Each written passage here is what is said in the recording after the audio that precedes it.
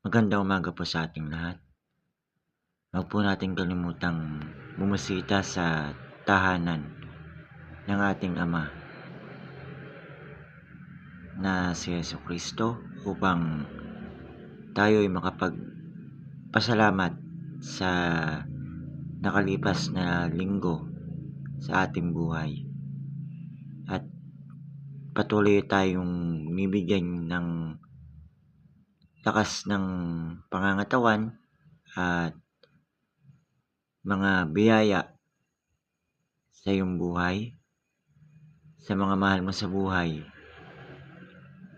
at parati kang niyang nililigtas sa anumang kapahamakan na pwedeng mangyari sa iyo kahit nasaan ka, nasa bahay man, nasa trabaho, o nasa lansangan. Nawa